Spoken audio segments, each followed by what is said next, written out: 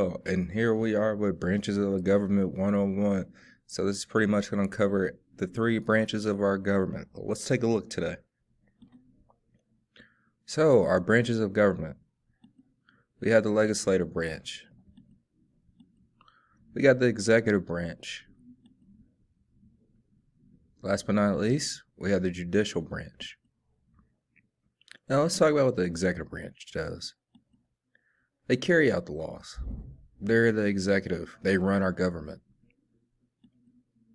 The legislative branch, they make the laws of our government. And we got the judicial. They interpret and rule on laws in our government. So let's first talk about the legislative branch. So the legislative branch is made up of the Congress.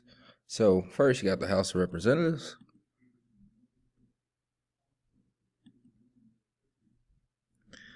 And next we got our Senate.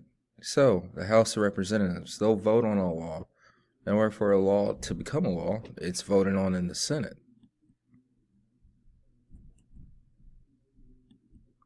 So let's talk about our House of Representatives. So House of Representatives. Okay, so there's 435 members based on the 435 members in our House of Representatives. It's solely based on the population. Unlike the president, they are elected every 2 years. There's no term limits. You can serve in the House of Representatives until you're 100 years old. In fact, someone did serve in the House of Representatives until they were 100 years old. Served in the House for over 49 years. So their main duties are to make laws, offer amendments. So amendments that make changes to our laws that are already in place. They serve on committees for our government. All right. So you must requirements how to become a House of Representatives. You got to be 25 years of age. So I'm 2 years just short of that. A citizen of the United States for at least 7 years at the time of the election. Now let's take a look. Your representative. So if you live in Clay County, your representative is part of the 6th district. Your representative is Representative Sam Graves. He took office back in January 2019. And like I said, the House of Representatives, they serve on committees. He serves as the ranking member of the House of Transportation, the Transportation Committee. Now, let's talk about the Senate. The Senate's job. After a law is voted on and it's passed in the House, it has to go over to the Senate. So, the Senate's responsibilities, they're responsible for impeachments, nominations, so they're able to nominate Supreme Court appointees. They enforce treaties, filibusters, and cloaters. So filibusters is basically they're holding out. They're not trying to get a law passed. They'll prolong it a little bit more. And like I said, last but not least, their main duty is to approve laws. Okay, let's take a look at our senators right now in the state of Missouri. At the top, we got Josh Hawley. He was elected back in 2018. And on your right, you have Roy Blunt. He's a senator. He assumed office back in 2011. So, unlike the House of Representatives, it's not 435 seats. There are 100 seats in the Senate House. There's 100 senators in the Senate. Each state receives 2 senators. To become a senator, you got to be at least 30 years old, a U.S. citizen for at least 9 years at the time of the election to the Senate, and a resident of the state, the one is elected to represent in the Senate. So you can't be from New York trying to represent California, or you can't be from Nevada and trying to represent Florida. It just doesn't work that way. How can you truly represent a state that you're not living there? You don't understand the problems that are occurring there. They are elected every 6 years. They are on 6-year terms. They will serve 2 terms. So, the executive branch, that is let's take a look. President, they carry out, they execute the government. So, the job titles of our president, he's the chief of state, he's head of state, he runs the country. He's the chief executive, he has the executive power over our government. He's our chief diplomat. He's known for let me rephrase that. He's known for actually working with our government officials and other foreign policies and foreign allies. He's our commander-in-chief. So, He's our commander-in-chief. He's in charge of all armed forces.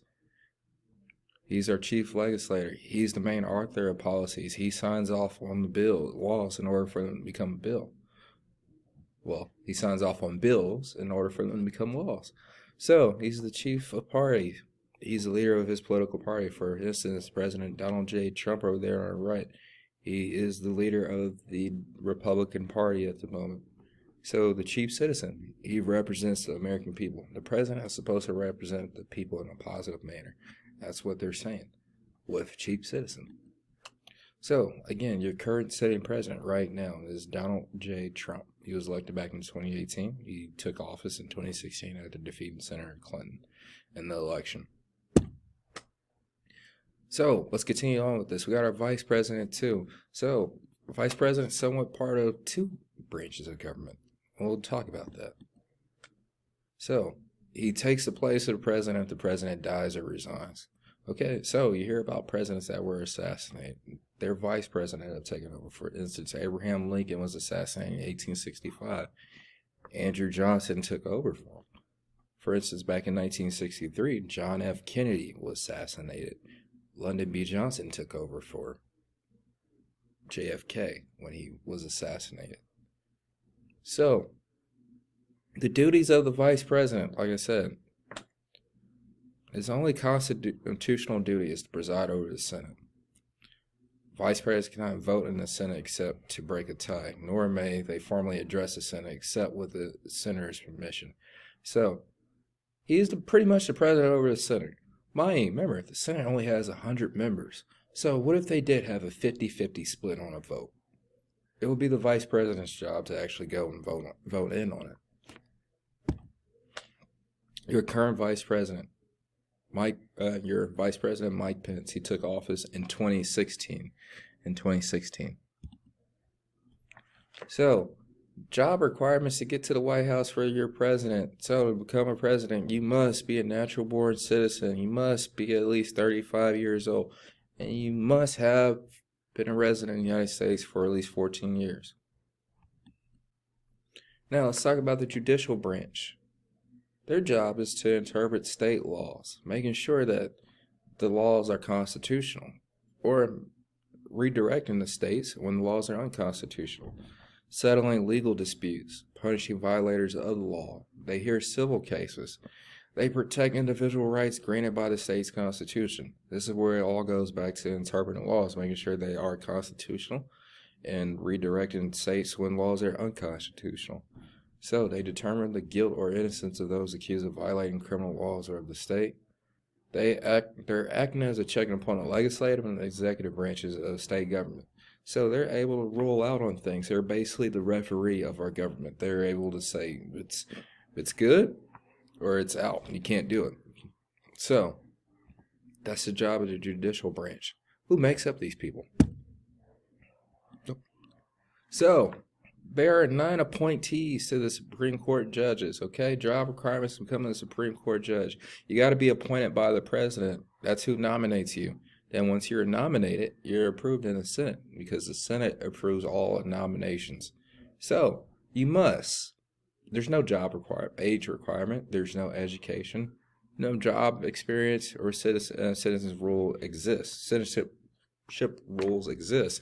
You just simply had to be nominated by the president. All right? And then you'll be approved in a Senate hearing. So, our government, it's a 3-party system. We have checks and balances. Let's take a look. So, we got the veto legislation. Oh, let me start off. So, at the top, with this top hat right here, we got the executive branch, which represents the president.